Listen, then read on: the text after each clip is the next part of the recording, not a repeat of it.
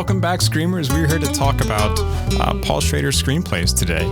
Unless there's something else you want to start with, Jason. Do you want to talk about the Golden Globe nominations? Do you want the proletariat to talk about the trailer for A Good Person, Florence Pugh's new film that she's doing with Zach Braff and Morgan Freeman? That sounds like a terrible movie. I have not seen the trailer for that. I only paid rudimentary attention to the Golden Globes, so I have no real clue who's been nominated, who hasn't. I saw, look who's been snubbed and who hasn't, and then that completely went out of my head. I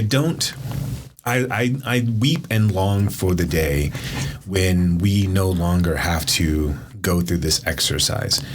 And I think it was close during COVID and they shut those things down. I have no problem with like the New York Film Society and New York Film Critics put out their top whatever of the year. But this, again, masturbatory exercise that is just geared towards hopefully gaining box office is, I think it's passé at this point. It's useless. And it really just gives us opportunity to pick apart who wasn't rather than who was, and to fight, and to fight, and then to look at things in this very like outdated and outmoded way of trying to evaluate art, and like we're splitting people up by gender, which is going to become less and less pertinent as we go on. We don't recognize any sort of films outside of a very narrow window of films. So, I mean, obviously the Golden Globes, whatever, it's fine.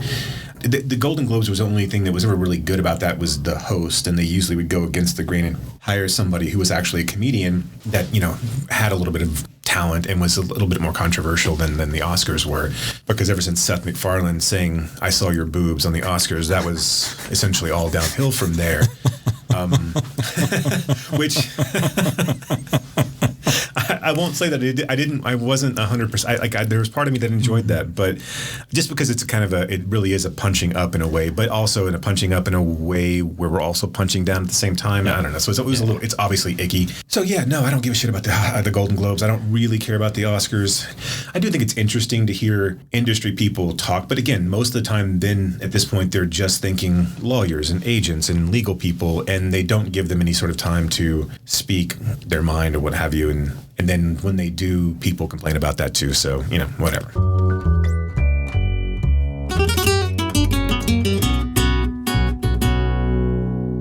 So today we're going to do part 3 of the Schrader series. We're going to take a look at his screenplays, the screenplays that he wrote but did not direct. And we're going to look at Taxi Driver, Mosquito Coast, and Bringing Out the Dead. First and last of those are directed by Scorsese. Mosquito Coast is directed by Peter Weir, who also did Witness. Both Master with Commander.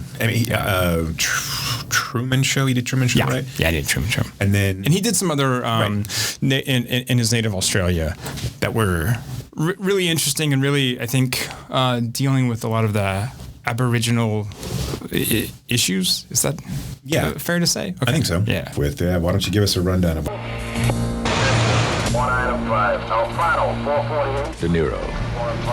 In Bang the Drum Slowly, the critics called him a brilliant new talent.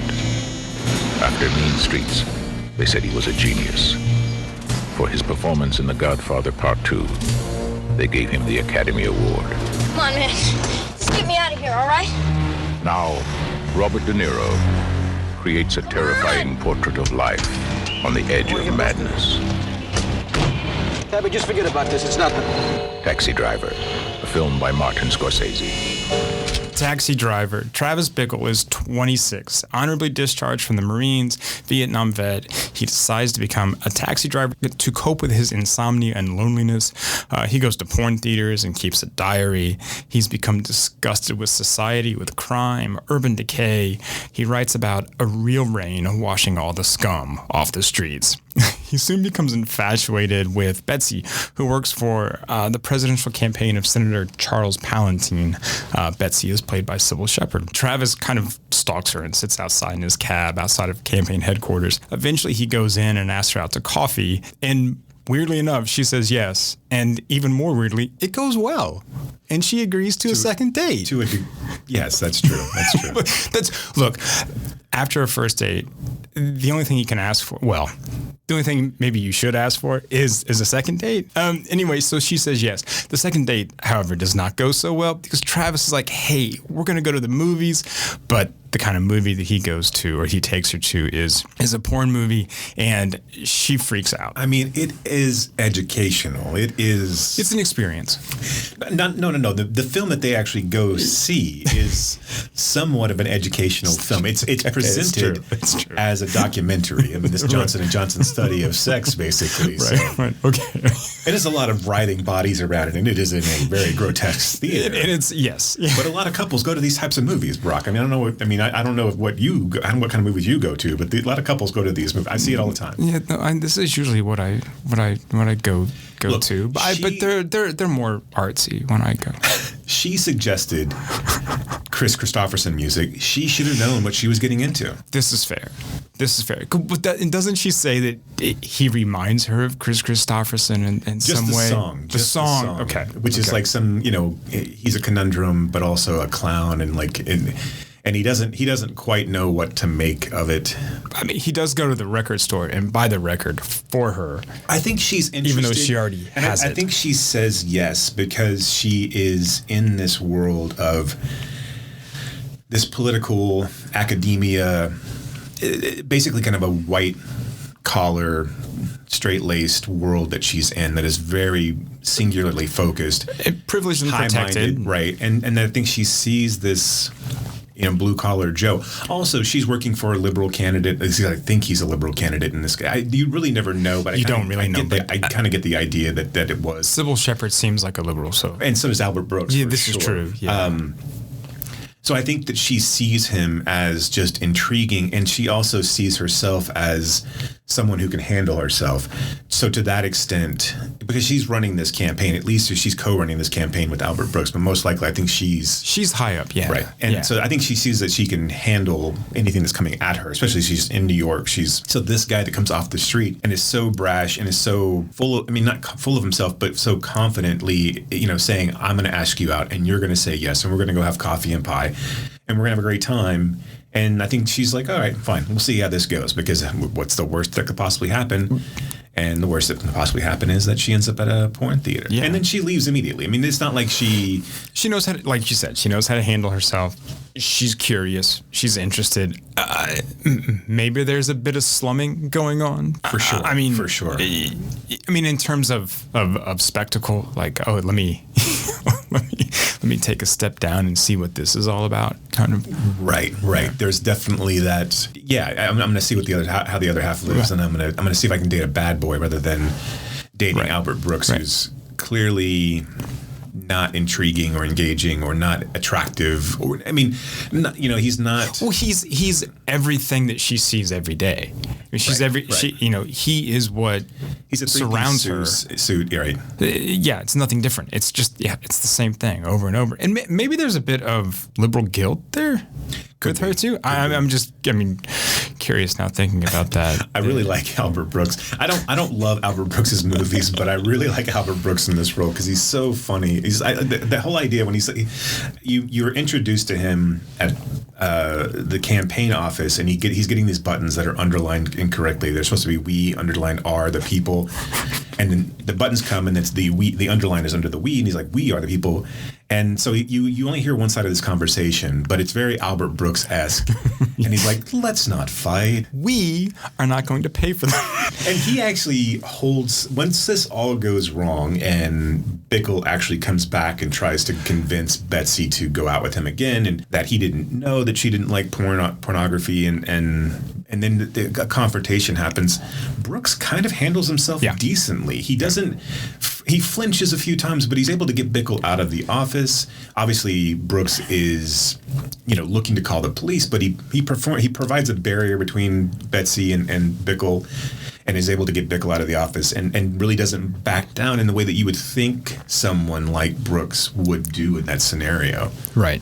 At least given, generic movie tropes and what have you. Yeah, and generic Albert Brooks. Right. So after Travis goes into That's the thing with Albert Brooks too, is that like you just feel like he's another Woody Allen, right? He's just another guy who's playing himself all the time. Like, what you see with Albert Brooks movies and Albert Brooks in film, when he's acting in other roles, is just this. It's just him Albert being. Brooks, that's exactly how it would be. Yeah. You didn't mean a pedophilic narcissist, right? I meant Woody Allen in the sense that Woody Allen is always playing himself. Always playing himself. Yeah, some version of himself. And here's the thing too. I grew up with. I'm not defending Woody Allen, but I grew up with Woody Allen with a certain sort of persona. So it's just it's a movie thing, right? It's not like I'm just like no, I know. I'm just being a dick. I just wanted you to keep explaining yourself. Okay. Anyway, myself out. Travis is in the midst of an existential crisis, and he tries to kind of relay some of these feelings that he's having to Peter Boyle, who plays a character named Wizard. He's another cabbie. And Peter Boyle kind of shrugs his shoulders, and he says, "What do you want from me? I'm a cabbie, not Bertrand Russell." Kind of referencing the analytical philosopher. Like, what do you want me to say? So Travis tries to find an outlet for his rage and kind of undergoes this intense physical training, right? Push-ups every day, pull-ups every day, starts a strict diet. Another cabbie introduces him to a black market gun dealer. And so Travis buys a bunch of guns, 4 handguns, and we see him practicing drawing his weapon and practicing shooting at the gun range, posing in front of the mirror. No one else seeing you. Talking to me? You talking to me?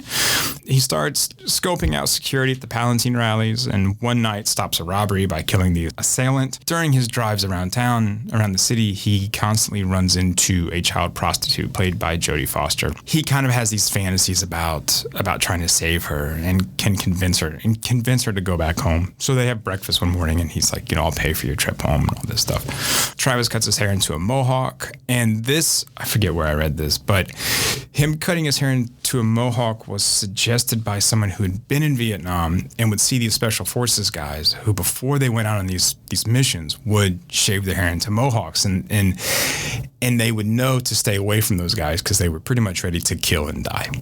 He attends a rally where he intends to kill Senator Palatine. Secret Service gets spooked and chase Travis, but he gets away. So he goes to save Iris, Jodie Foster. He kills her pimp and 2 other people that are there. He's shot several times, but is still alive. Tries to commit suicide, but is out of bullets. The cops come, Travis goes into a coma.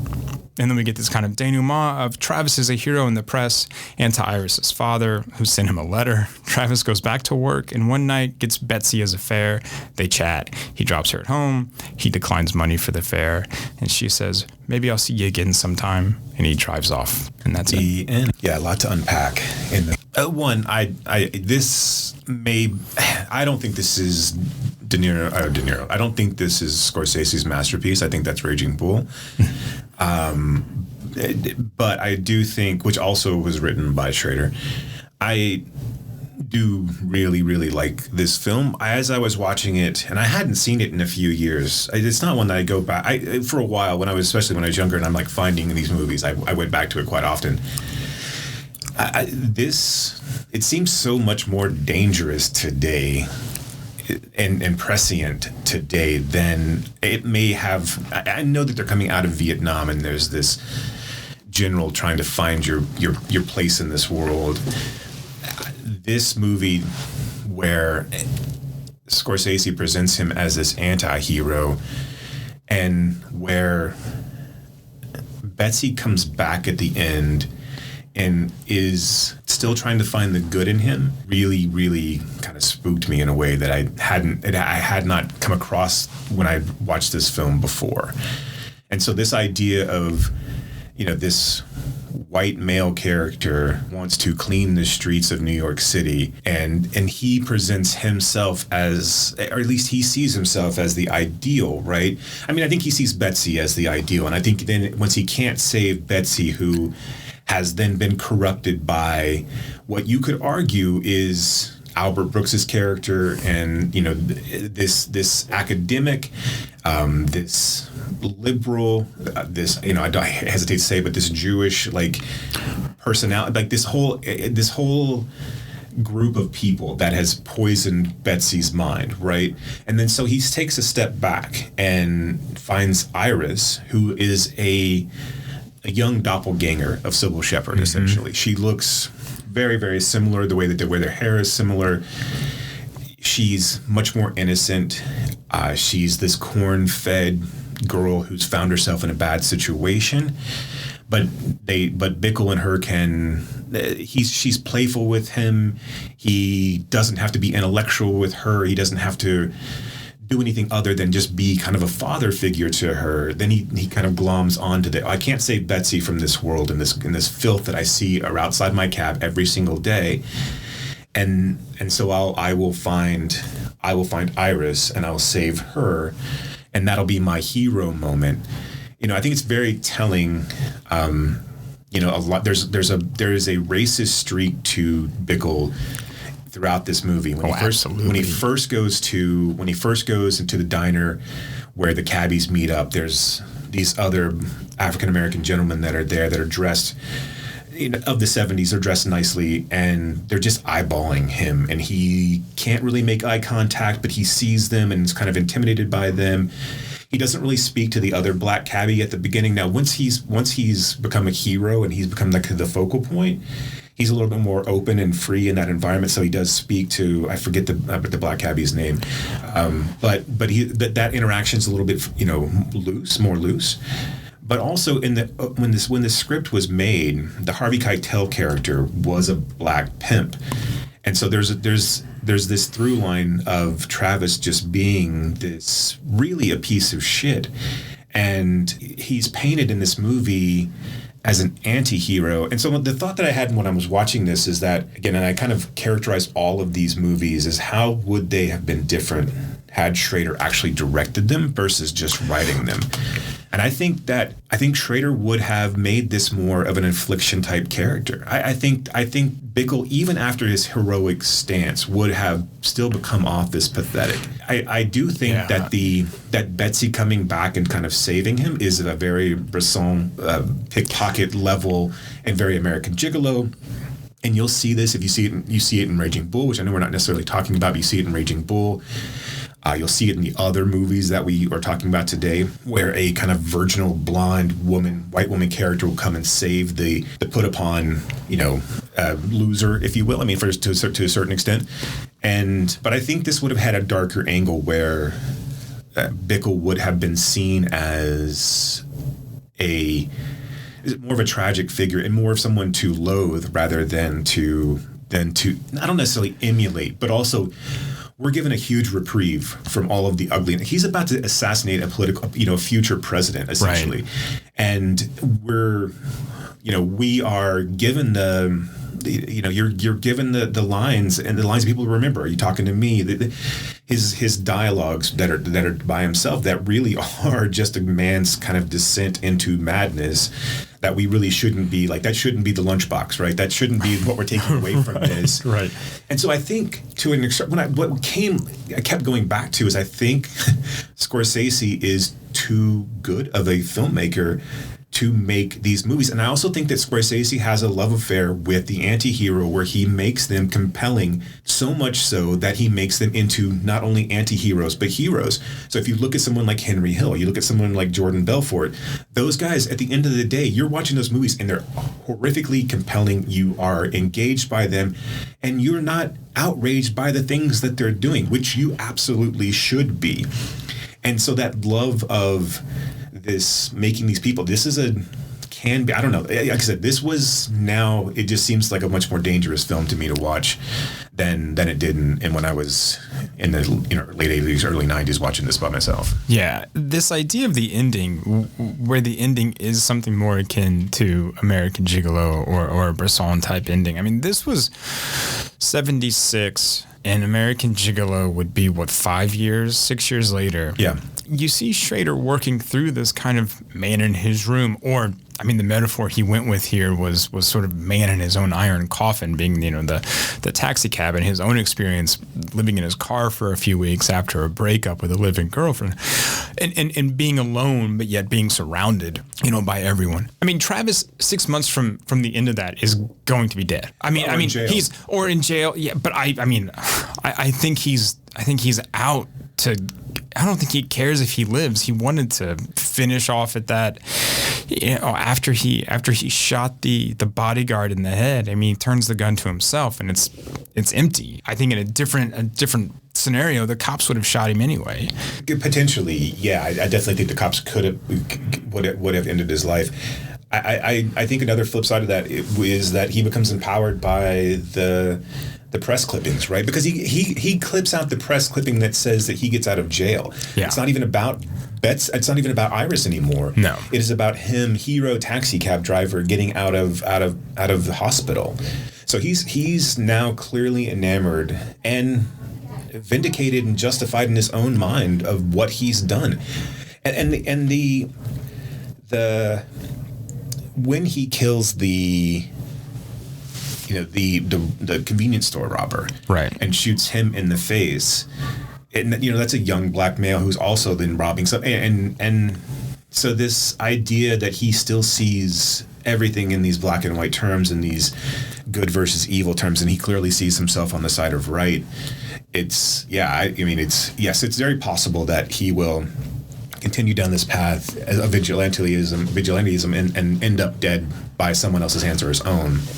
But like you said, if this were a Schrader film, I think that would have happened, right? I really do, because even though Schrader's anti-heroes, are not nearly as likable as Scorsese's, he is able to give them that kind of non-redemptive ending, like we saw in Affliction, right? And even, Blue Collar. I think there's a very non-redemptive ending in that too.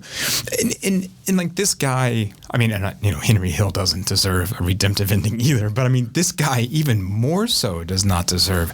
This white vigilante who's going to clean everything up, right, and save the pretty white ladies. It seems like everything, when you talk about this movie, you remember all of the pieces. And again, maybe I'm wrong, but it seems like you remember all the pieces about Palantine. You remember all the pieces about Iris, right? You remember all the pieces about how she's playful and how he won't have sex with her, and how he basically tells her that she's better than all of this. But really, what he's saying is that you're me, right? You're one of me. So I'm going to protect you. I'm going to get you out of this because because I'm stuck in this, and if I can save you, then potentially that I can save myself.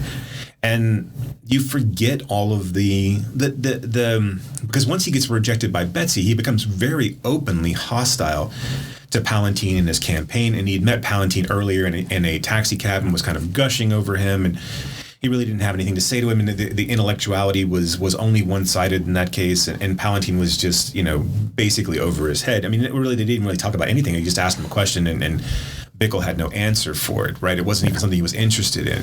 But now he's openly hostile to this campaign, to everyone who's partaking in it, and he's ready to go and to kill someone, in cold blood on the street. But he also shows up to the campaign earlier to kind of antagonize the Secret Service people who are there at another campaign rally, right? So we put all of that aside because the last 30 minutes of the movie is so dramatic, and it is so uplifting. Is not the right word, but it is kind of redemptive, and it is so sharp. It is so stark and striking about how the violence is portrayed, because up to that point, it really, even in movies, Taxi Driver was one of the first films, especially first American films, that were showing you what it would be actually like if someone were to get into a gun battle. And it wouldn't be just people blown across the room in a Tarantino style or John Wick style death, basically just a death orgy. You're going to see a guy's fingers get shot off. You're going to see Bickle get shot in the neck. You're going to see a guy get shot in the face and start bleeding from his cheek. You're dealing with low caliber guns that are not going to inflict, that are not just going to blow holes in people. And so this was a very realistic to an extent, of course, but a very realistic portrayal of what gun violence would have been. I do find that the other scenes that are interesting too, which are, the Keitel, everyone talks about the Keitel Foster scene, which again is interesting because it is the only scene that really doesn't focus on Bickle to an extent. Like at the very beginning, you see, Brooks when he's having his phone call and they're kind of doing the back and forth inside the campaign. That doesn't really deal with him, but his presence is there because he's outside watching them do this, right? And then the only time that you see anything between that's not Bickle focused is when Harvey Keitel and Jodie Foster are together, and Keitel is basically telling Iris that he loves her and that she's his and he's looking out for her and promising her a better future, and it's this kind of weird spin around dance sequence. I don't really know. I don't know what significance I put on that scene in the grand scheme of the film, other than to potentially bring you and give you some sort of humanity, but you never buy it to Keitel's character. No, and I see it more as showing her back and forth because this happens after they have breakfast, after Bickle and Jodie Foster's character Iris have breakfast, and she's kind of like, my parents want me back anyway, they hate me or whatever, and he's like, no, I'll get you out of here, and she's like, you'll pay for me to go home, and then later on we see this scene of how, I think it just shows how Keitel's character is able to convince her to stay, to continue in this kind of life. And forego the money that she's forego the, right. I mean, I think that's kind of all it is. The violence at the end, I find operatic violence weird in films. I just, when it's set to music and slow motion, and when it's the camera is very focused on it, right? I mean, you take when it's so stylized, right? And I don't know. I'm never sure how to feel about that, because on the one hand it's beautiful, right, and it is stylized, but we have a film that's mostly kind of focused on verisimilitude, right? I mean, this is what this shitty apartment looks like. This is what happens in the back of these cabs. Right. And then we get this, moment of art. I almost want the sound to just go out, right, and just hear the gun pops rather than, have that level of artifice on top of it. Well, it's staged so because again, then you pull back on a tracking shot that goes above the scene. And again, kind of shows you almost in a crime scene kind of photo viewpoint of what's actually happening there. I think one of the things that also gets lost in that scene is how horrified and how scared Iris is. And to that extent, probably why Iris does go back home is that now when she's lost the father figure that she had in New York City, and the father figure that came to save her was this maniac, destroyed her entire life in a way that she probably wasn't asking for. Not to say that she was better off either way, but that wasn't Bickle's decision to make. Especially, I mean, again, that would be a harder conversation to have in 1976 than it is today. And of course, it's a harder conversation to have if she's actually 12, right? Of course, as well. But we don't have any idea of what her home life was like. She's clearly poor, and so this idea of one thing being better than the other, and Bickle knowing better than anyone else, obviously is a falsehood. And she screams, "Don't shoot him! Please don't shoot him!"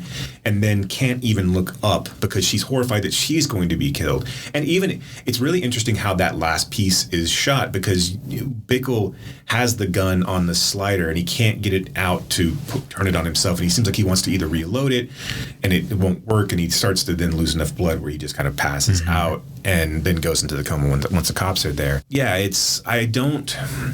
not 100% sure what the message, other than just this is all bad and New York is bad, and this is and is it an indictment of society, or is it is Bickle the Superman or the Christ that we should be expecting to clean it up, or is that some sort of indictment to say that any Christ that we see is going to be just as corrupt and just as fucked as anything else that we also have? So I don't know. I mean, it bears discussion for sure. I just worry that the conversation and the things that we pull out of it are that Bickle is this person who did something right, and that I'm not sure that's the message we should be pulling away from this. I don't think so at all. And so if you read the screenplay, the first kind of paragraph of Schrader's screenplay is talking about Travis and how he smells of sex, and which seems kind of ironic because he's not having sex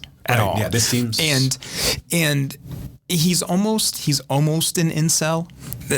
Maybe I not to put that term on him, but he has that he has incel energy where he's lonely. He goes to porn theaters. He hits on the box office woman at one of the porn theaters, and she rebuffs him. The great box office prices at that porn theater, though. He gets like 4 candy bars of Coke and a popcorn. It's like a buck and a half, right? Yeah, it's great. It's but I guess, if you're going to a porn theater, I mean, that's how they get you. That's how they get you in the theater. But it's not the sex. It's the cheap chuckles. That's true. It's the cheap chuckles that get you in there. Wait, the vending machine candy, the chuckles. I used to. You ever eat the chuckles? That's what he wanted. He wanted chuckles because they last long. Oh, that's right. In the screenplay, he calls them jujubes. He ends up buying jujubes, but I think he wanted chuckles because chuckles last longer. Okay, so that's okay. Anyway, this we're debating the minutia. of chewy candy, of chewy candy. But it's like there's also this other sort of vibe in the film that all he needs is a girlfriend. All he needs is a good woman to take care of him. There's a long scene where he's in his apartment watching TV, and all he's watching are couples on TV. Yeah. That's all he sees are couples.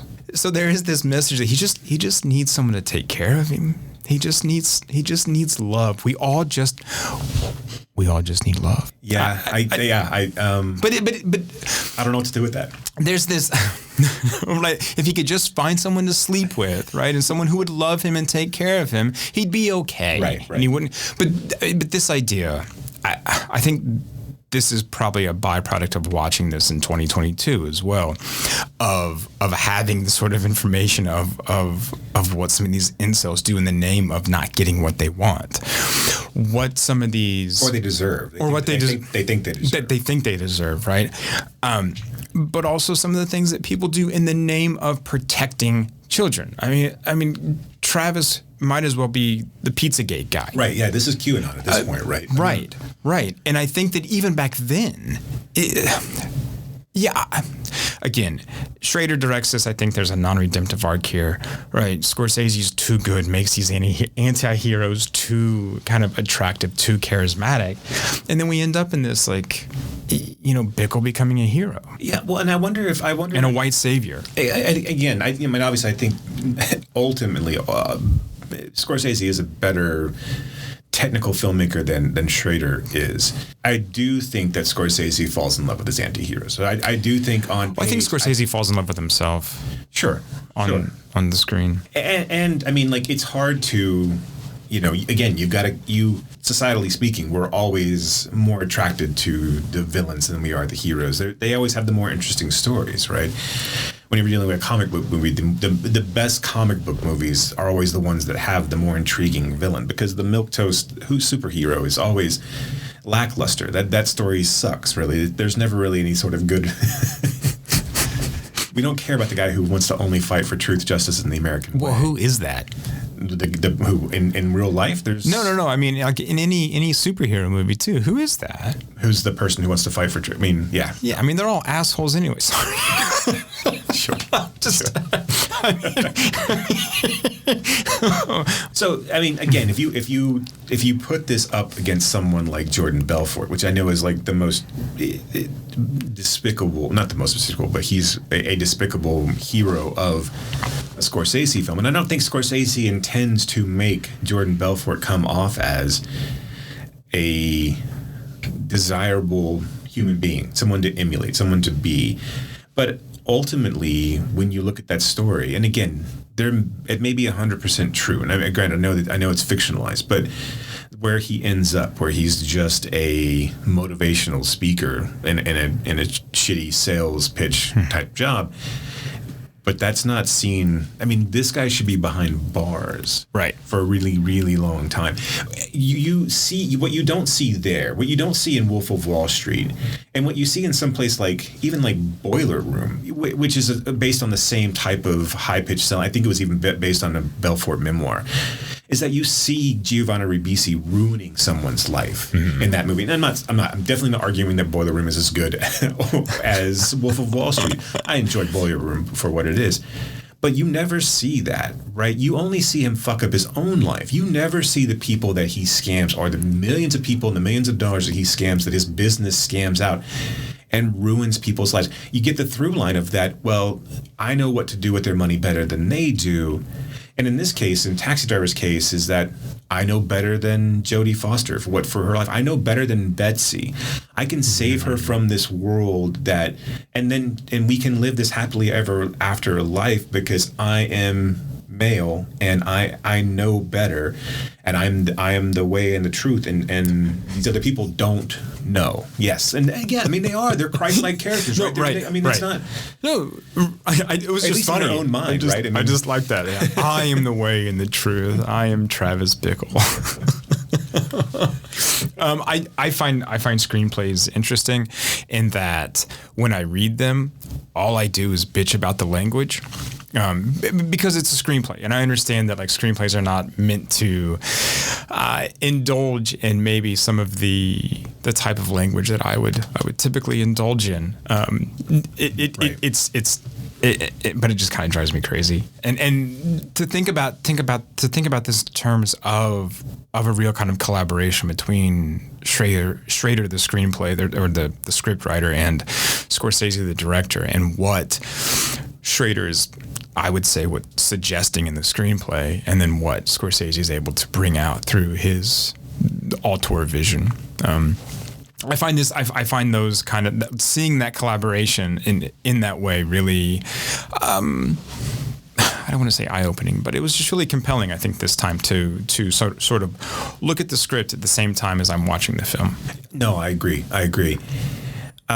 Just final thoughts, I think, from my perspective, is that I really think the Betsy scene, there's a really interesting, there's this moment in the movie at the very, very end where, and maybe it's just a quirk of De Niro's, but he's driving the cab away and he does this double take in the rearview mirror, and I think it is because his face is awashed in red and he doesn't want to see it, so he moves it away so he can just see back behind the cab again, and he doesn't want to see his visage in this kind of devil. I think that's a really kind of smart way to put, kind of end that, and it's very, very subtle. But my problem as I'm watching Taxi Driver today is I think the redemptive arc really hurts this movie. It would have been much better had Betsy just realized this idea that Betsy comes back to him and is now willing to re-engage because she's seen something because he's still the same person and her instincts were correct. And so this idea of, okay, so now as an audience, are we Betsy and are supposed to reevaluate Travis Bickle from a lens because he's still a horrible human being just because he did one thing bad or one thing good. And we can even debate if right? He murdered 3 people. Right. He could have called the cops. He could have set up. There's all kinds of things that he could have done without murdering 3 people. And in order to save one prostitute and one little girl, are we supposed to see him in a different light now? Are we supposed to give him a second chance? Are we supposed to view him favorably and want to be a part of his life because of this one thing? I think that is, it takes me, I wouldn't, from a perspective of watching this, I don't think that's the message we should be taking away from this. And I don't think that's what Betsy would actually do in this scenario. I think the way that these 3 films view their main characters is really, I don't want to say problematic across the board, but I think that there's something in common in all 3 of these with how these central figures are they're all Christ-like figures. They're all redemptive by blonde white women. They're all megalomaniacal. Do you think Fox is redeemed though in In Mosquito Coast? Okay, sorry. No, but I think that's part of Weir. I think that's Weir talking to the story, and probably because again, Taxi Driver is the only one that is an original script, right? And the other two are adaptations, and so to that extent, I think you're beholden to the story that was on the printed page before you are to the screenplay. Yeah, I mean, there's some changes from the book. Okay, Mosquito Coast. Let's get into this. We eat when we're not hungry. We buy what we don't need and throw away everything that's useful. There are people in New York that live on pet food and would kill you for a quarter. You don't dare take a walk for fear somebody will stick a knife in your ribs. Why sell a man what he wants? Sell him what he doesn't need. Pretend he's got 8 legs and 2 stomachs and money to burn. It's wrong. Some said he was a genius. Honey, he's gonna love it. I'm gonna knock his socks off. I'm gonna straighten his hair. But Dad, what is it? It's perfection. That's what it is. Some thought it was madness. Nobody ever thinks of leaving this country. I do. I think about it every day. Tell him he is a dangerous man, and one of these days he's gonna get you all killed. He wanted to change the world. What is it you want? Elbow room. Come on. And when the world wouldn't listen, Goodbye, America! Have a nice day! he found a world that would. The Mosquito Coast. So this is based off of a 1981 Paul Thoreau novel of the same name. The film was done in 1986, directed by Peter Weir. The film's narrated by Charlie, as is the book. Charlie is the son of Allie Fox. Charlie is played by River Phoenix in the film. Allie Fox is played by Ford. Fox is a brilliant inventor and a stubborn man who's grown disillusioned with America and its focus on greed and consumerism. He believes a nuclear war is on the horizon. He scavenges parts from a dump and he builds Fat Boy, which is a kind of ice machine. I don't really know how thermodynamics work, right? But it like makes ice from fire, basically, right? It's this kind of Promethean sort of machine, I think, which we'll get to later. Anyway, it's a kind of ice machine. He's currently working for an asparagus farmer. He's been sort of hired to build a cooling system for the asparagus to keep it from rotting, and he's not doing his job like at all. So anyway, he feels unappreciated, and he wants to go somewhere where people will appreciate what he has to offer, right? Where they will see ice as a luxury or ice as civilization. So he packs up the family and sets sail for the titular Mosquito Coast. On the boat, Fox spars intellectually with a missionary, Reverend Spellgood. The two men fail to see how they're both first-class preachers and salesmen, and each one has a little bit of the other inside of him. When they get to the Mosquito Coast, Allie buys a village from a drunk German. As one does, right? You go into the local bar, you find a drunk German, and you buy a village. The real story is how the drunk German got the village. Right. Colonialism. Spoiler. Right? So Fox hires Mr. Hattie, who's a kind of Friday figure, to take them upriver to Geronimo. That's the village that he bought. The locals take kindly to Fox and family, but Allie's drive to build a utopia keeps them working at their limit. Spellgood shows up, intent on converting the villagers, and Allie calls him a religious zealot, and Spellgood calls Fox a commie. After building a giant version of Fat Boy at Geronimo, Allie wants to take ice to a tribe of people who have never seen ice before. I mean, again, this guy wants to be a kind of Prometheus, right? A kind of God. Right? So he loads up a bunch of ice to take it, into the mountains. But by the time they get there, it all melts. And the tribe, as ice will do in the jungle. Weird. The tribe wants nothing to do with them anyway. So Fox gets back to Geronimo. He finds that Spellgood has left with most of the villagers, and 3 rebel soldiers show up and want to use the village as their sort of base of operation. Fox tricks them into Fat Boy with sleeping accommodations there, locks them in, intent on freezing them to death. They freak out, start shooting, and everything blows up. The village blows up. They pollute the river. So they head downriver, wind up on the coast. The family's like, yay, we can go home. And Allie tells them there is no home. There's a nuclear holocaust. America is toast. They make a home on the coast, and it's going quote unquote well until a storm surge from a cyclone basically almost washes them out to sea. Charlie reveals he has hidden motor parts given to him by Mr. Hattie. And they start the boat and they head back upriver because that's the only place that Allie wants to go. Everybody's done with this shit, man. They stumble upon Spellgood's village. Charlie and his brother sneak in and convince Martha Plimpton to help them escape from their father. Charlie's going to persuade the rest of the family, but Allie goes all Allie and sets the place on fire. And Spellgood shoots Allie and paralyzes him. They escape on their boat and are heading downriver back to the coast. Allie drifts in and out of consciousness, and he wants to make sure they're going upstream and asks his wife for the first time. She lies to him and says yes.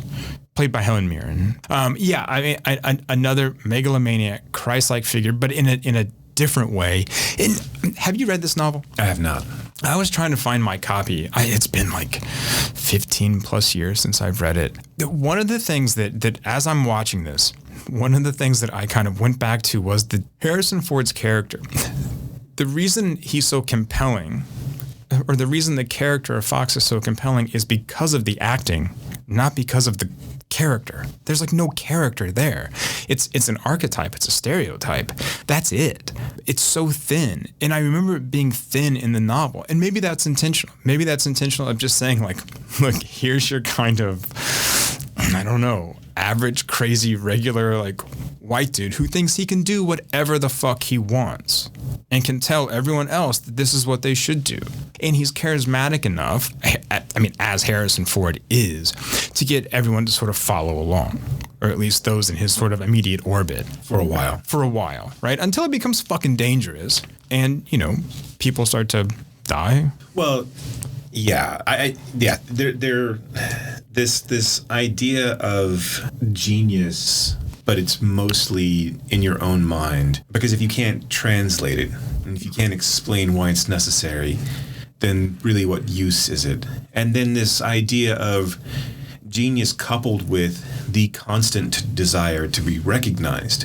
That obviously this is his ultimate downfall, right? It is all ego. He thinks everyone is beneath him. He thinks even his wife is beneath him because he doesn't give her a name.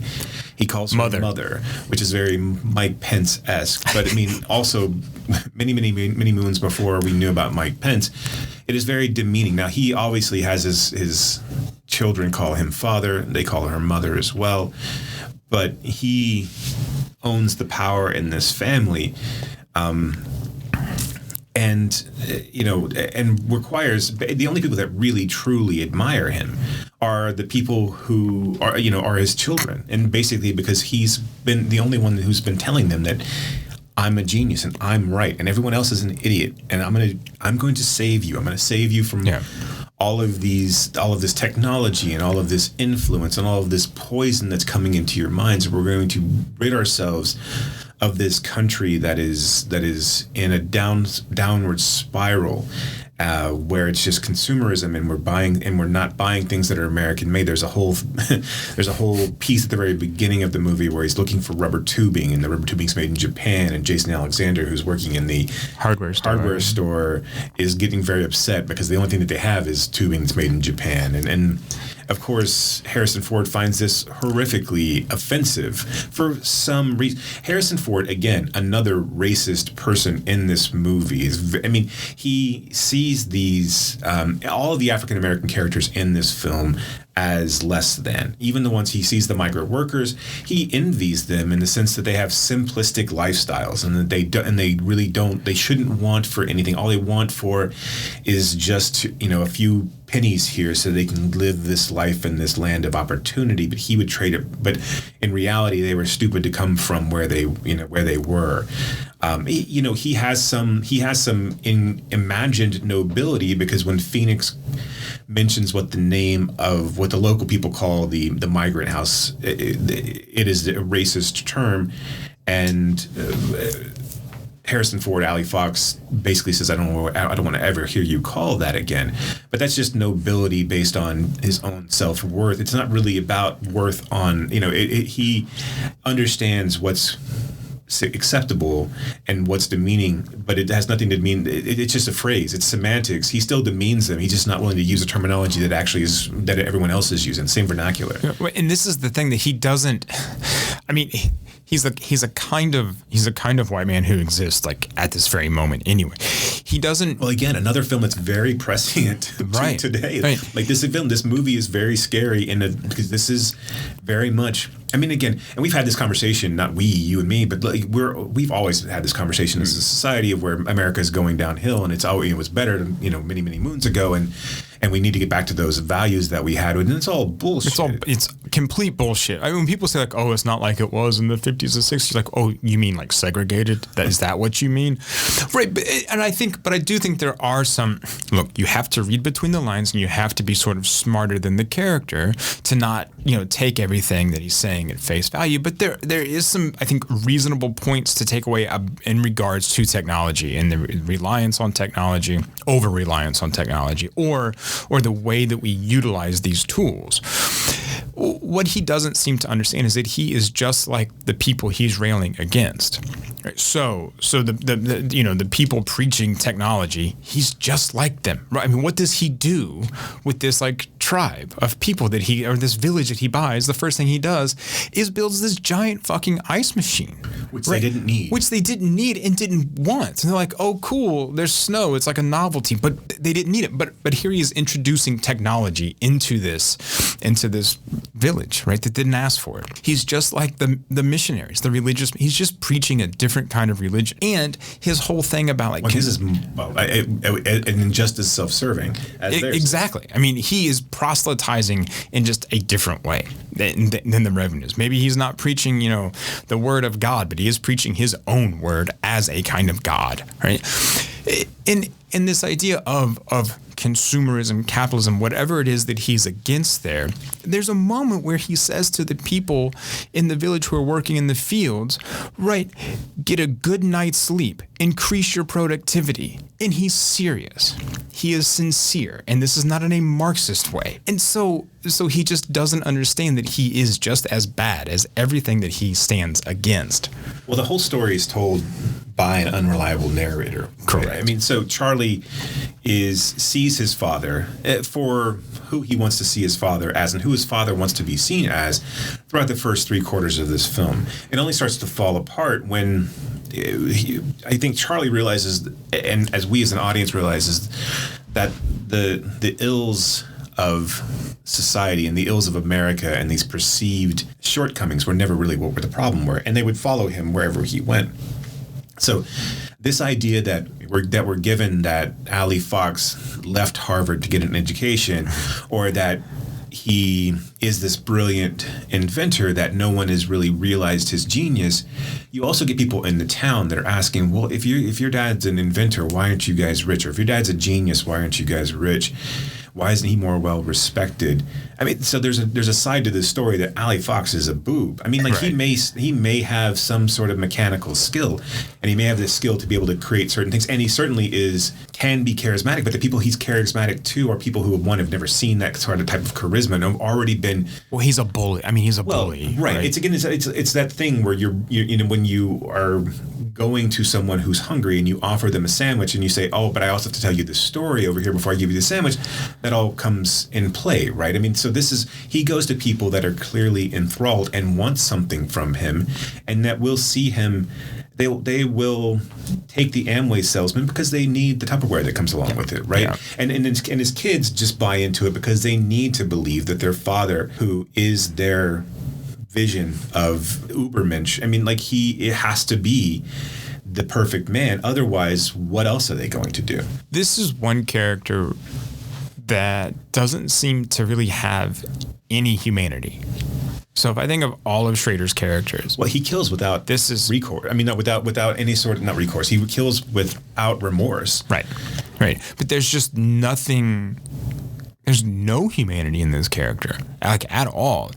So, I mean, even Bickle is doing something out of however misguided or sort of however misplaced his want to save Iris is, or save Betsy even is. There's still that kind of humanity there, right, for other people. And there's nothing here with Fox. I just find that really, I mean, looking back through all of Schrader's characters, this is the one. And I think in part that's because this character is just so thinly sketched and is just, a caricature more than anything of a certain type of man. Right, and this is at Harrison Ford's height of his in power, and not to say that he brings everything to this character, and like you said, he is compelling to watch, so you want to believe him.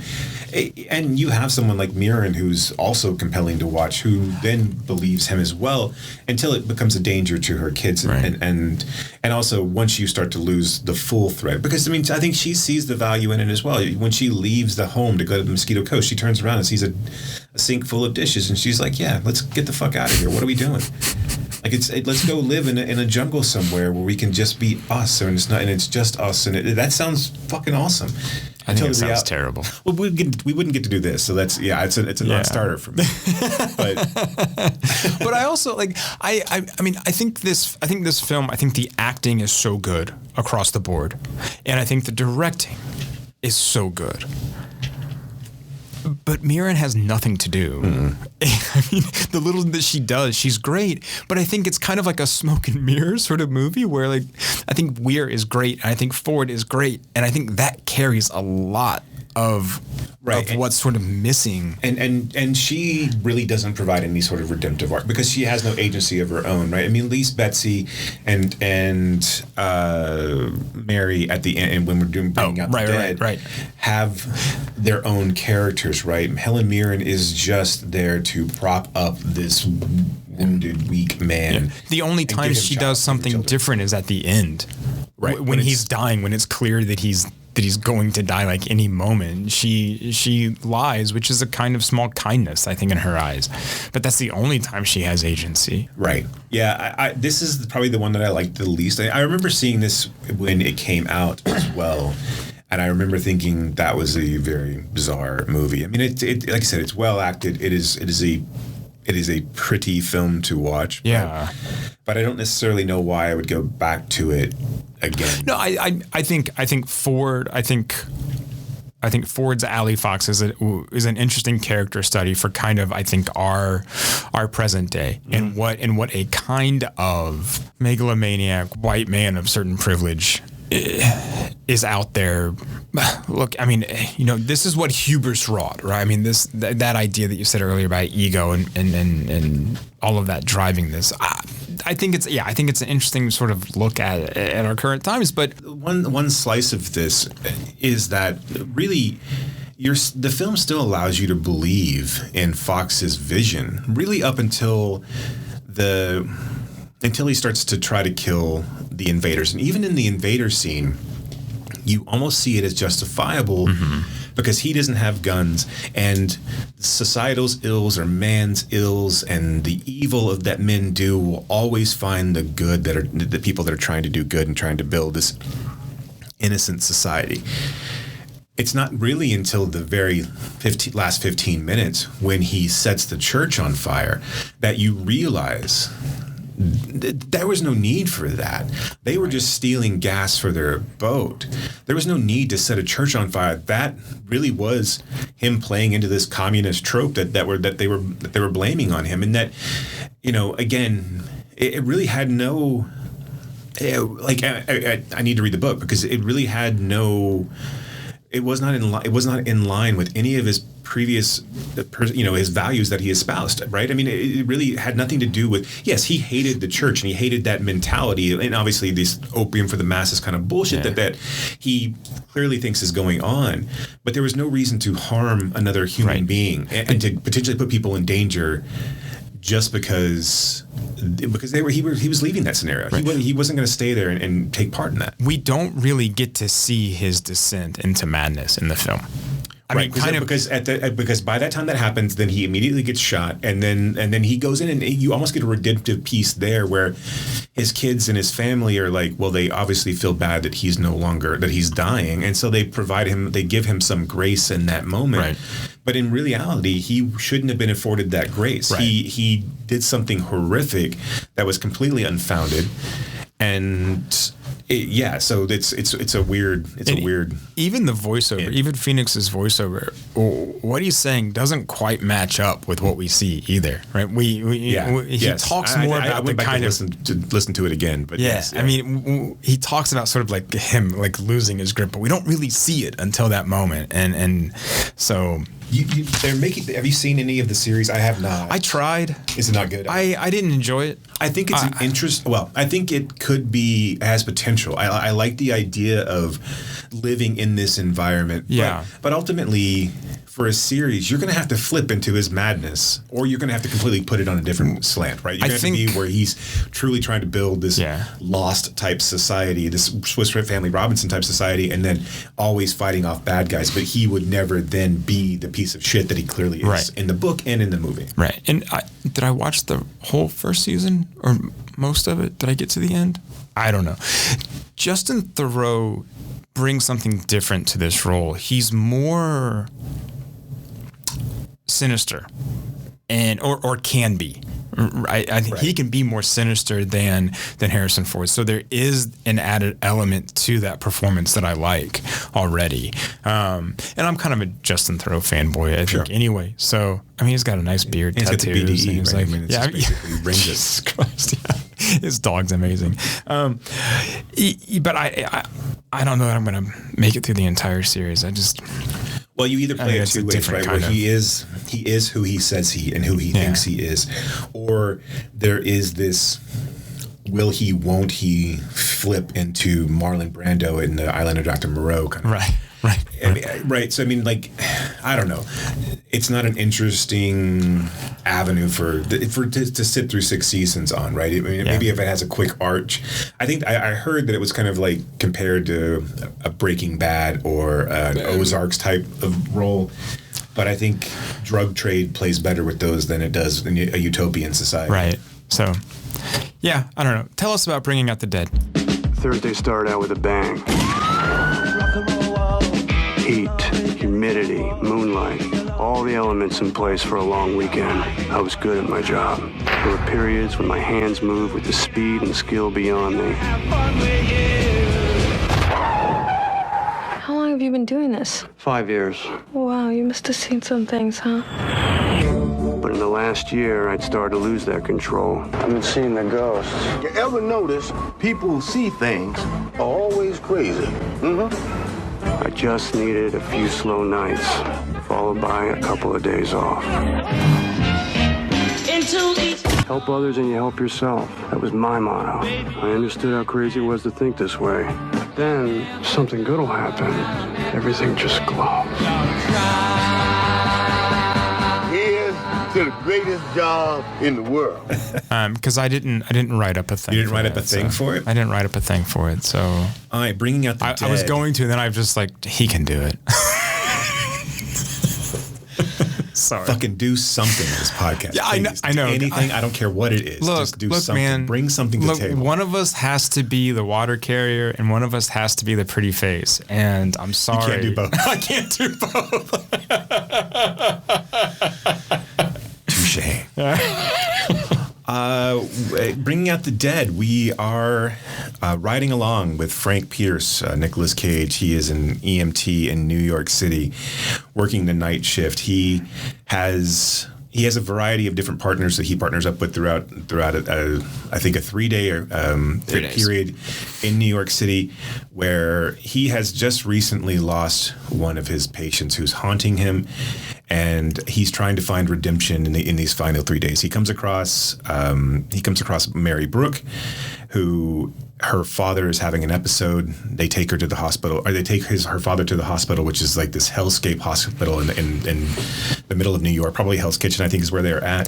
That's where Connolly, the author of the novel, was from Hell's Kitchen, and that's where he served as an EMT. It was sort of in that neighborhood. So yeah, I think that's where we are. So he starts to form a bond with Mary and he ends up seeing her. She's some sort of social worker, or she ends up I don't exactly know what her role is, but she's in the neighborhood. She's been helping out some of the homeless and some of the people, and she's kind of got her finger on the pulse of. She's a former addict too. That's true, and she might still be. Well, she kind of relapses, right? Yeah. And so her father's in the hospital, and Frank is looking after her over these 3 days. Keeps coming back to her, keeps checking up on her. Throughout this time, Frank is trying to get fired or trying to quit the EMT job. He really, and every person that he passes has the face of Rose, the woman that he lost, that he was not able to save. Throughout the course of the 3 days, we see him with three different partners. One is John Goodman, named Larry, who's kind of the most straight-laced of them all. He's the one who is kind of the voice of reason. We see him with Marcus, who's played by Ving Rhames. And then we see him with Tom, who's played by Tom Sizemore, who is the Oliver Stone character in this movie. He's the id, right? He loves to see the violence. He loves to see the blood. He actually instigates a few times where he beats up people so that he can bring them back to the hospital. One character named Noel, who's played by Mark Anthony, who is in this movie, he has this condition where he's always thirsty, and he's basically kind of a thorn in everyone's side throughout the film. He's a pain in the ass, right? Yeah. And at various times, that's who Tom ends up beating up. And then Nicolas Cage then tries to save him. Throughout the film, like I said, Nicolas Cage keeps coming back to Mary to help her out. At one point, she does go to a former drug den, and he goes there. He can't sleep at nights. He is having trouble. He's having visions and hallucinations. And he ends up having an hallucination. He ends up taking some sort of sleep medication or some sort of drug while he's in the drug den. He ends up freaking out because he flashes back to the moment where Rose ends up dying. What ended up happening was that he was putting a trach tube in, but unfortunately he was going into her stomach rather than into her lungs, and she ended up passing away because he couldn't get air to her. Yeah, he botched it. Right? So he wakes up in the drug den. He takes Mary out. Eventually, he keeps going back and checking on Mary's father. The family wants to keep him alive. So he starts having hallucinations that Mary's father is trying to tell him to let him die. Mary's family keeps going into arrest, and they keep shocking him over and over again. So Cage's big kind of redemptive arc is that he performs euthanasia on Mary's dad, in the sense that he's about to go into cardiac arrest. Or again, he pulls out the breathing tube. Actually, he doesn't go into cardiac arrest. He just pulls out his breathing tube, puts the probes on his chest rather than, the monitoring probes on his chest rather than the father's chest, and lets the father suffocate to death. And then he appears to be doing CPR on him as he flatlines, and he thinks that he's provided him some peace to go finally into the afterlife after he's been shocked 17 different times to revive him. And at that point, that's really the end of the movie. He ends up, befriending Mary. They don't end up together in a romantic sense there, but he's able to shake off his demons, or at least you think he's able to shake off his demons by providing death to someone that was intentional rather than unintentional. And again, this is a very 1999. It really is film for Scorsese. It's a bizarre entry into his filmography. Yeah, this feels so much like an Oliver Stone film, and a very like Tony Scott post Tarantino world. It seems like a film that if you watched this, I don't think you would immediately pick up on that this was a Scorsese film, other than it's set in New York. It has so this is obviously the same team, not obviously, but it is the same team that did Taxi Driver. So it has that same sort of look and feel, but there's a lot of shots that are very uncharacteristic of Scorsese. You see, the ambulance drive through city streets and the entire point of view will completely flip over or turn. It's very hyperkinetic. It's it's lit. It's very washed out in the way that it's lit. Everyone looks like they're on drugs. It has a U-turn aesthetic or Natural Born Killers aesthetic that, again, it was indicative of the time. It just wasn't indicative of what Scorsese, especially at that point, really was doing. No, it's very much of the time. And I mean, I do like the sort of frenzied hyperkinetic feel on how that kind of matches up with Frank's internal, I think, feelings and the fact that he can't sleep. And again, I know I've said on this podcast before that I've stayed up for long periods of times with help. But I mean, you feel shaky, you feel frenzied, you feel sort of unraveled and just tattered at the edges. And that's what I think this movie does. Well, what I find that it does really, really well is match up with that, and allow us to feel how he must feel during these 3 days.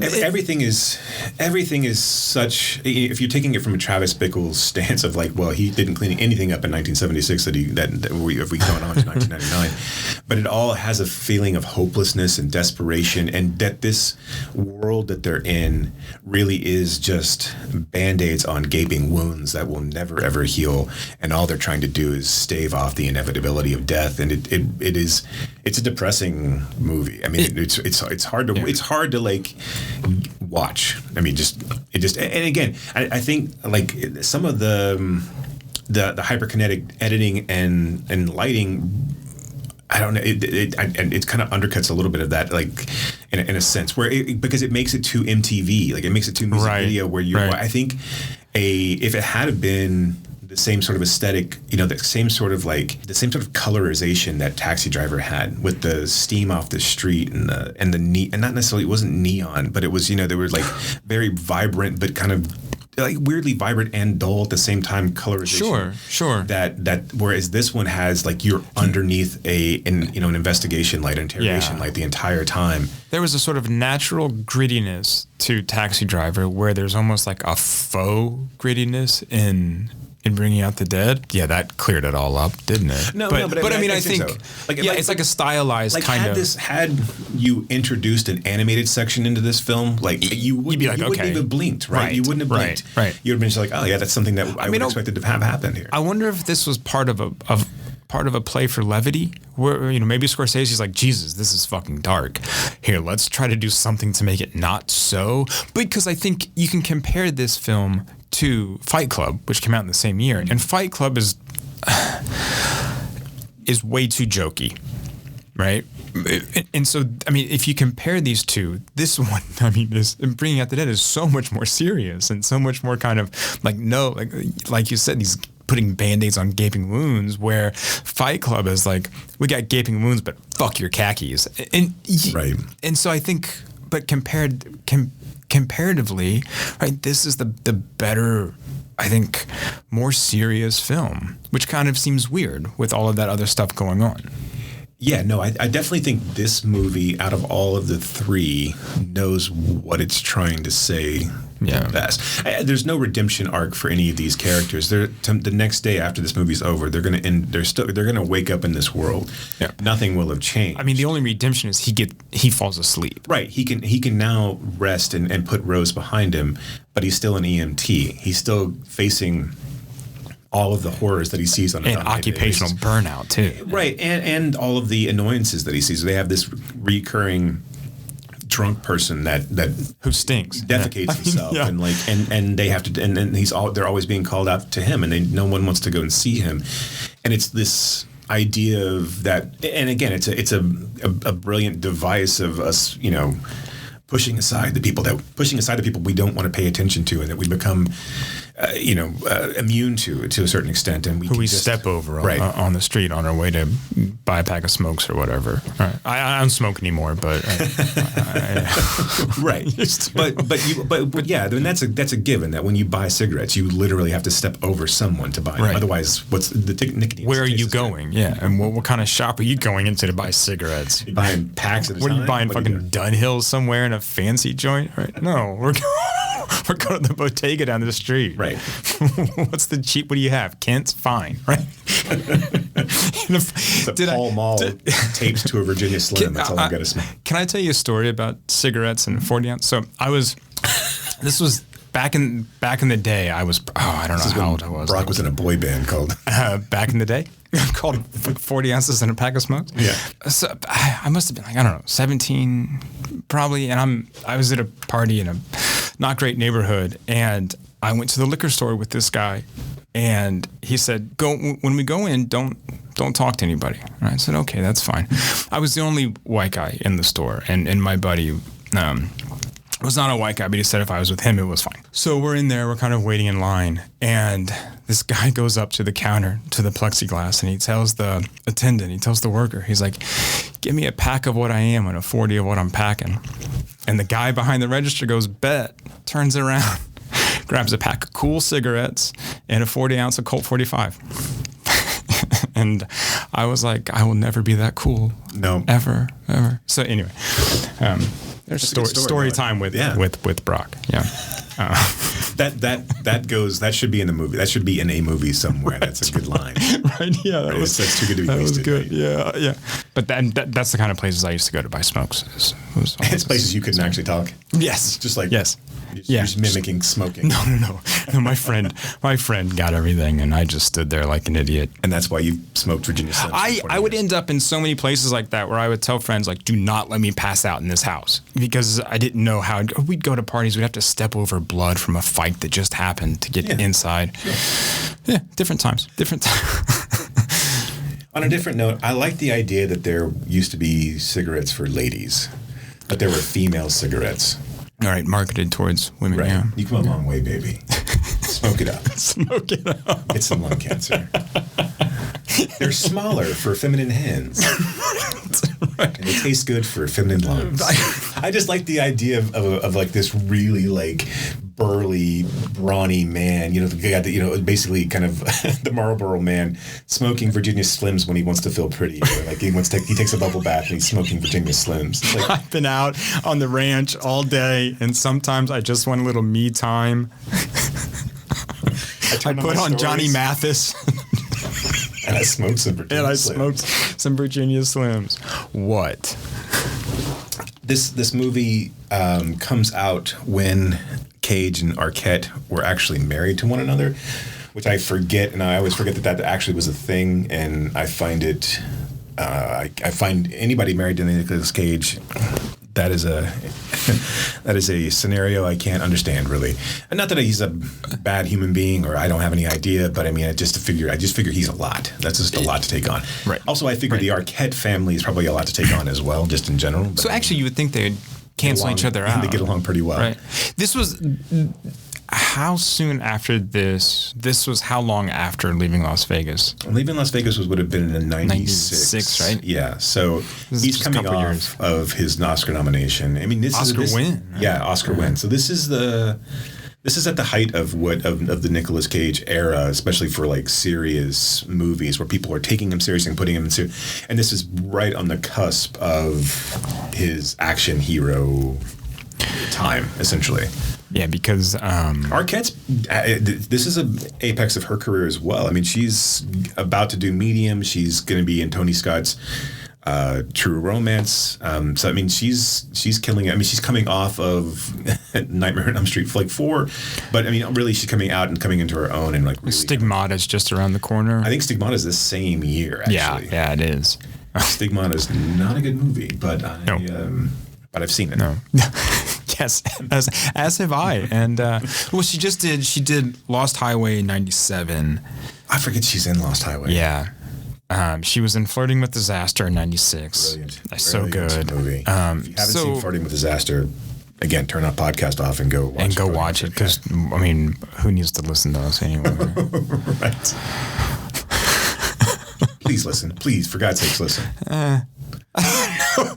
Wait, I keep forgetting I'm not supposed to alienate people. Mm-hmm.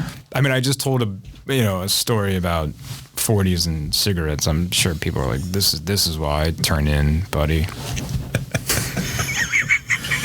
I don't really have much. I don't have a lot of analysis on Bringing Out the Dead. I mean, I like it. I think it's good. I think it's a really odd entry into Scorsese's filmography.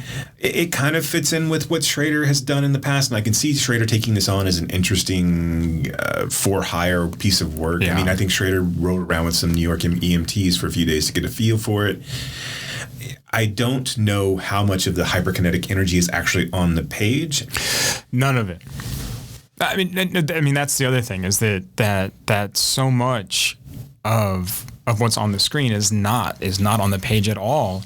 Again, if I watch this, I still think it's directed by Oliver Stone, even to the point where you've got famous people on the dispatch. And again, I know that one of the famous people is Scorsese doing the dispatch, as well as Queen Latifah. But that just seems like a Stone trick as well. It's like having or a Tarantino trick, right? I mean, it's having Stephen Wright as your radio DJ.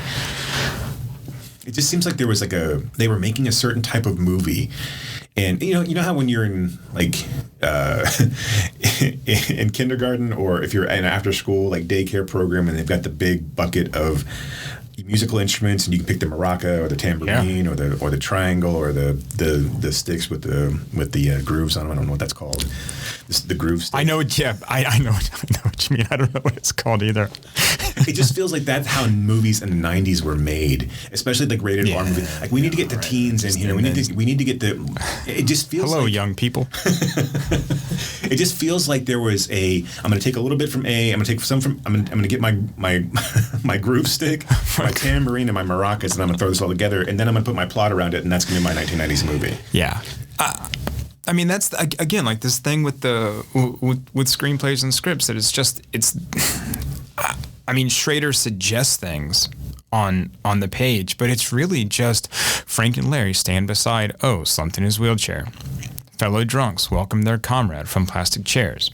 Nurse Constance escorts a young man from the triage area. I mean, that's it, right? And so then the rest, of course, comes from Scorsese, and Scorsese just kind of, like you said, here's a bucket of things that are hip right now. Pick from those. Well, and everything about the hospital as well. That seems almost like a nightclub type existence where you're not allowed to get in. You shouldn't be there. We're trying to kick you out immediately.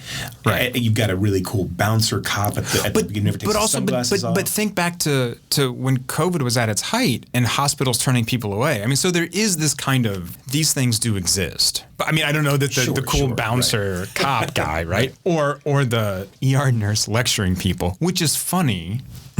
Right. Next time you want to overdose, could you do us a favor and do it in a different city? And that's Mary Beth Hurt. I mean, and she's great, and that's funny. Right. But yeah, it's yes, that she has probably the funniest lines in this. I mean, going back to the question we've had at the beginning of this, how is this different if Schrader directs it? I think this turns out way more like Affliction than the hyperkinetic Oliver Stone movie that we get. Oh, sure. Right now. I think it's way pared back. I mean, I think it is, and I think it's darker. I don't think that lighting comes into play.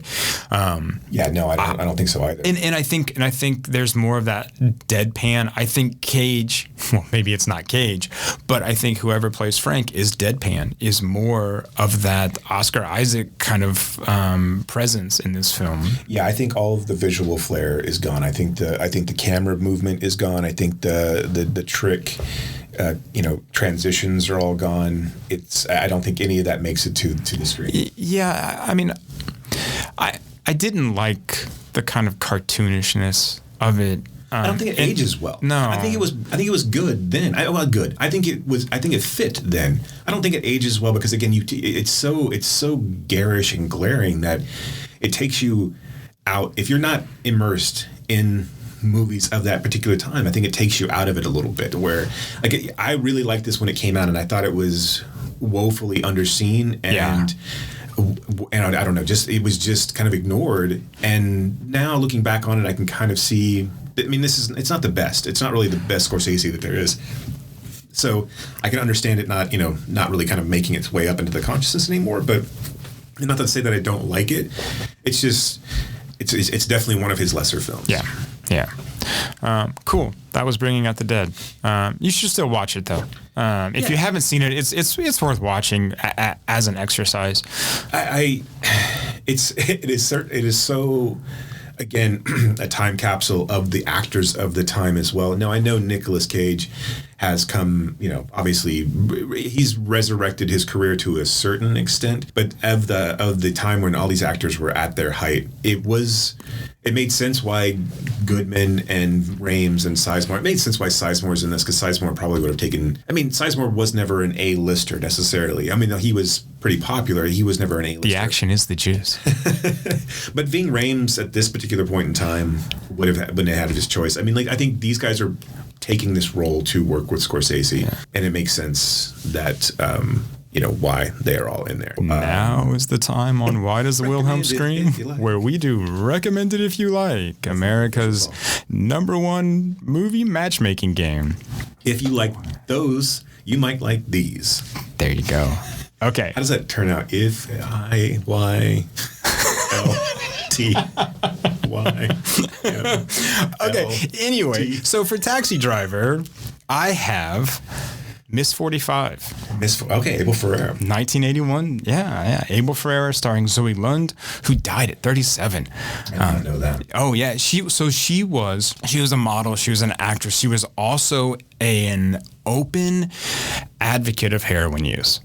And shocker. You don't see that stance very often. No, there was a year or two ago, there was an article in the New York Times. It was an interview with a college professor. I forget exactly where he taught, but somewhere big, might have been an Ivy League school. And he was an advocate for heroin use as well. In moderation and regulation. I mean, anyway, look, I'm not with a highly addictive drug. Right. But anyway, that's how Zoe Lund died. Was through her heart stopped because she overdosed. There's a dark side of heroin use, kids. Yeah, apparently. That's anyway. I shouldn't be laughing. That's not. I'm laughing at my own fucking stupid ass joke. But that's okay. Like, I laugh about my addiction problems all the time, or my addiction problems that are in the past, I should say. No, they never go away though, do they? I don't know. They're always there. Anyway, you keep them in a sock drawer somewhere. Yeah, my sock drawer is full of secrets. So Miss 45, a timid and mute seamstress, goes on a killing spree after being attacked and raped twice in one day. She takes to the streets of New York, shooting men at random with a 45. Here she is striking back against male oppression and exploitation of women. Yeah, Abel Ferrara is his filmography is very, very interesting. Also, I guess he didn't do Ports of New Orleans, so I was equating that to him. That was Werner Herzog. That was Werner Herzog. So yes. So speaking of varied and interesting, right. But yeah, Bad Lieutenant. I mean, there's a handful that are really, really hard to watch. Miss 45 is not an easy watch. No, obviously. No. Rape Revenge. She actually helped. I think she helped write Bad Lieutenant. Oh, did she really? I think so. She did a lot of collaboration with Ferrara. I guess they were close friends. So, and because she had a small part in that as well. But yeah, and King of New York is another one to check out that I really like. Yeah, I can't believe that Lawrence Fishburne didn't just jump after that film. Yeah, I don't. Yeah, it's hard to say why some people do and when some people don't. I mean, I think he's had a decent career, but yeah, like huge star. Yeah. I'm not sure that maybe escaped him a little bit. Yeah. But I'm going to go with Falling Down with starring Michael Douglas, which is a similar theme. It's obviously way more cartoonish, but taken to the kind of hyper-realized extreme of what Travis Bickle could have been.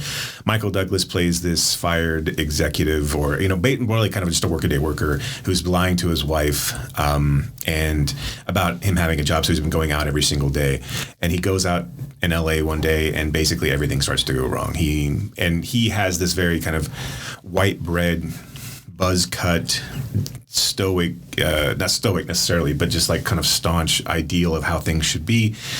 And he comes across all these different types of characters inside of LA. He comes across a neo-Nazi. He comes across, but he also shoots up a fast food restaurant that advertises fast food incorrectly for him. And then Robert Duvall is a cop who's then chasing him down and basically kind of has to try to convince him and to stop doing what he's doing essentially. But yeah, it's a Travis Bickle set in L.A. and it's not quite as good, but it's directed by Joel Schumacher. Schumacher. Right.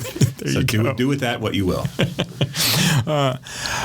Also did St. Elmo's Fire, which again, another one of those one of those movies that I really like at the time when I was watching it. I thought, man, this is so deep, so deep and so heavy, man. This is how young adult life is. And then I was just like, okay, no, that's not exactly. But I was also watching it when I was 14, so it was just like, man, I can't wait to go drink with all my college buddies. And I think Mare Winningham is cute. I don't think she's fat at all. I'm not sure why people are making her. That's a weird thing. Right? All right, so with Mosquito Coast, I paired 2014's Faults with Leland Orser and Mary Elizabeth Winstead, directed by Riley Stearns. So I have a thing for Mary Elizabeth Winstead. Sure. I probably say this like every time we podcast. We'll add I it have to the a list. thing for some. God, man. But no, especially after seeing her in 2012 Smashed, where did you see that? Mm-mm. With Aaron Paul?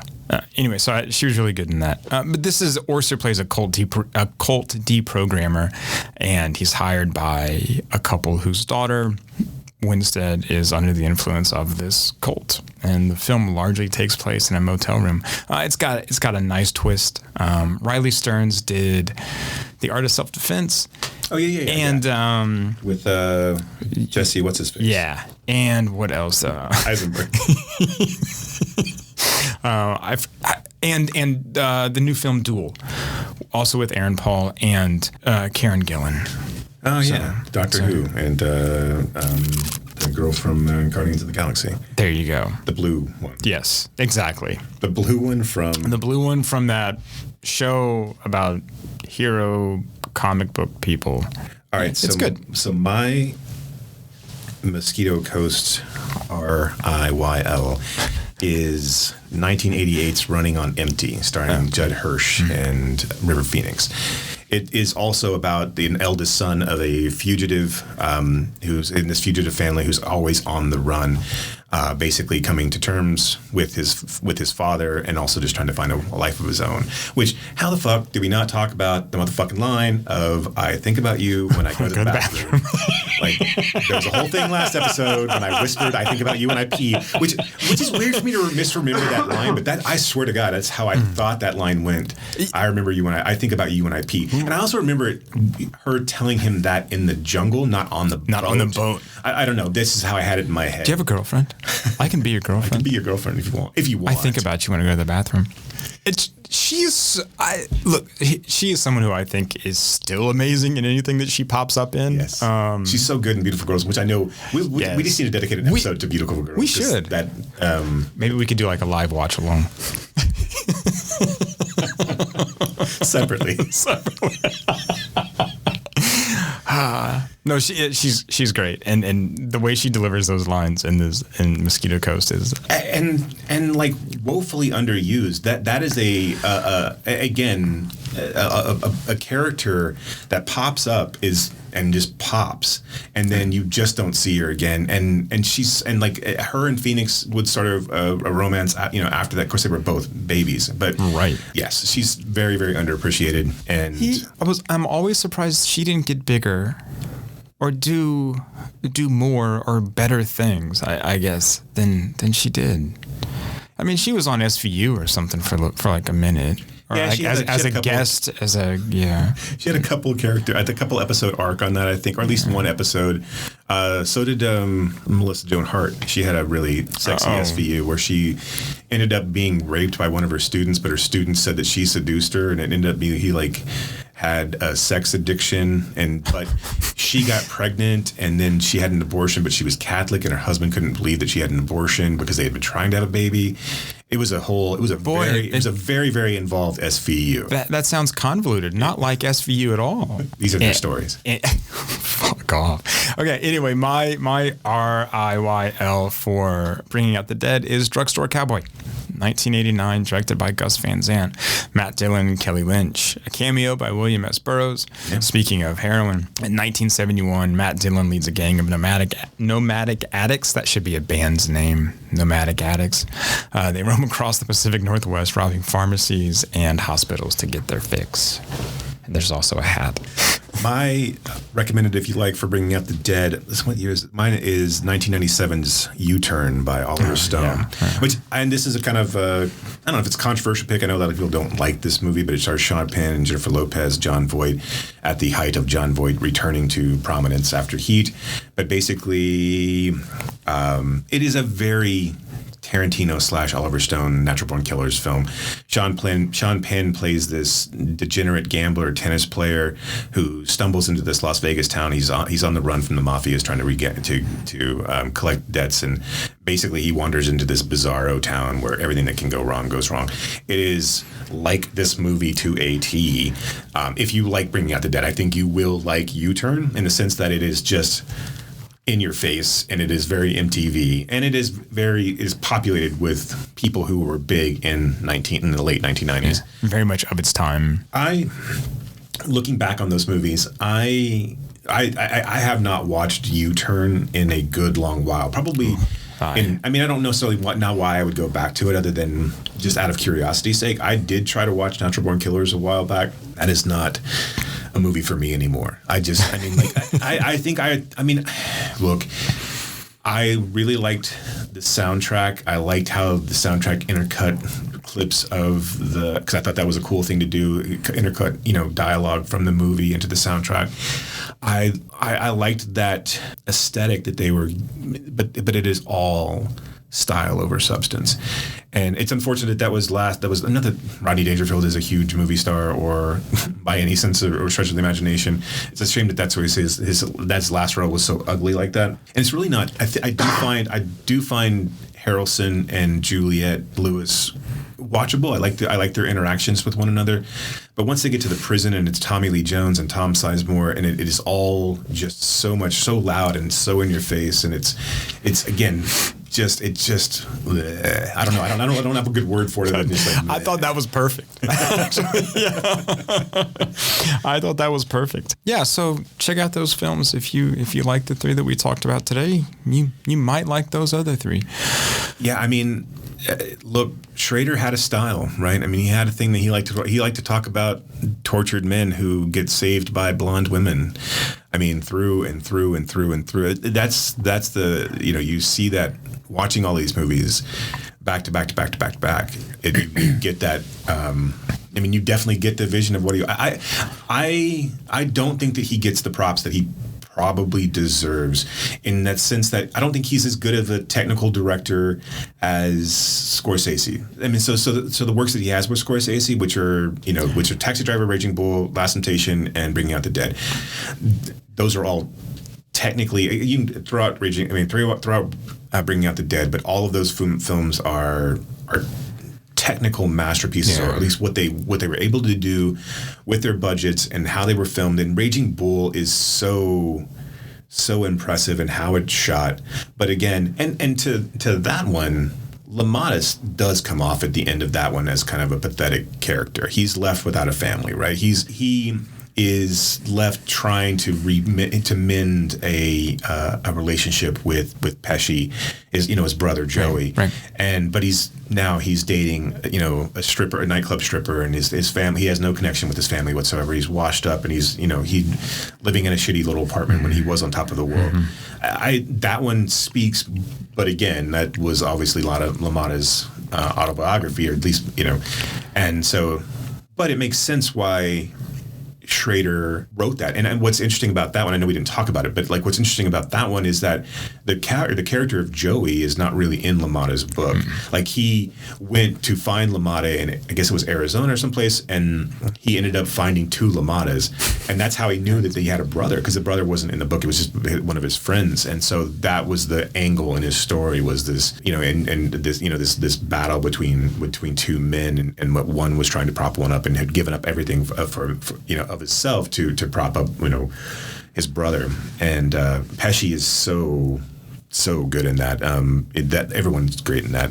It's got Coach as a mobster figure, which is always a lot of fun too. So, but again, so to that extent, the movies that Schrader makes with Scorsese, clearly he is overshadowed by one of the best filmmakers of all time. Yeah. And not to say that Schrader is not a good filmmaker in his own right, but he is not Scorsese.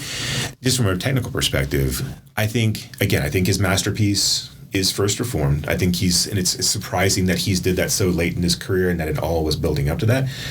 I think people will look at him, as a really great writer. I think people will say that he made good films here and there. I'm not sure if the average, but I think he should be known by the average, average filmmaker, or by the average film fan. They should hear Schrader and go, "Oh yeah, I've seen Gigolo. I've seen First Reformed. I've seen Blue Collar. I've seen these movies that are kind of underappreciated in their time and even now." And you should go back and see this. I want to talk about his. He should be used in the same breath as some of American greats because he really is really good. With I don't have any other. Yeah, no, you're right. He's a very strong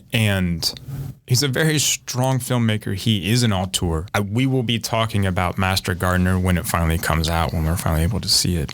We will revisit. I think, we'll look at that film and revisit these kind of in conversation with that.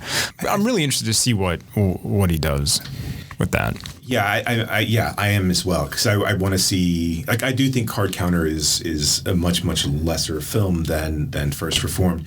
I wonder if his reputation is what it is because he was so willing throughout his career to take a backseat to Scorsese or to Weir, or he was so willing to write. He had a story that he wanted to tell. Now, granted, I'm not saying that every single story that he told was the same. They have themes, and he'd like to go back to that theme. No harm in that. No, not at all. But I do think that he was willing to take jobs for hire. I do think that he was willing to put his name on an adapted work where you would never see that with Scorsese. Right. Yeah, but it's. I think it's also another way. I of course I'm speaking for him, but I think Scorsese coming from a kind of critical background. I'm working as a critic first, and then getting into filmmaking through the act of screenwriting. I think he has different ways of looking at things than just through a director's lens, right? I mean, no pun intended. Right. And so that's why I think he's more willing to do those things rather than someone who's always only been kind of the guy. So next time we'll do our kind of top 5 or our 5 favorite films of 2022. I'm going to spend the entire next week just cramming in films that I haven't seen. Oh, excellent. Good. I'm not. I have my list made up. I have my list. I have it right here. It's in front of me. In fact, I intended to do it today. But this is why we typically check in before we start. I don't believe it'll change. I don't believe. I'm pretty solid on these. And I actually have 8 because I figured if we were going to overlap any, I want to give the listener 10 films to go with. I bet we won't overlap though. You don't think so? I don't think so. All right. I think maybe one. I think there may be one or two maybe I don't know. Yeah. So, and so also on December 21st, if we are also having the screening of Brazil, we'll talk about Brazil as we get into January. We also are having the Real House Foundation event. If you're listening to this on January 21st, $35 is our annual fundraiser. 2 secret movies, food, cash bar. We're going to have it at Stage West Theater in Fort Worth. If you're a local business and interested in sponsoring that. Great company. I'll be there. It's a lot. Look, I don't need to make to toot my own horn, but it really is a lot of fun. It is a lot of fun. Again, you get to see 2 movies and you get to hang out with people like-minded people. So that's always a blast. And that's all I got. I don't think I have anything else to announce. That's all I got too. So yeah, we'll be back with the 5 favorite list and our film exchange. Yeah. So and yours was you gave me Funeral Parade of Roses and I gave you Athena. So we'll be talking about those in detail. I have no idea where you can. I have a Blu-ray on order, and it should be here Monday, so I should be able to. I'm really excited to watch this film. I really am. So I will come in and talk about all things Oedipus. Right. Okay. Thanks for listening, everybody. Till next time. All right. Keep screaming. Bye. You have been listening to Why Does the Wilhelm Scream with your hosts, Brock and Jason. If you like today's episode, do us a favor and rate, review, and subscribe in whatever application you use to consume podcasts these days. You can reach us by visiting whydoesthewilhelmscream.com. If you are in the DFW area, we would love to see you at a Fort Worth Film Club event. You can learn more about those and find a full schedule at fortworthfilmclub.com. And you can learn about my foundation and how we are trying to foster the next generation of film lovers at realhousefoundation.org. That's REEL housefoundation.org. Till next time.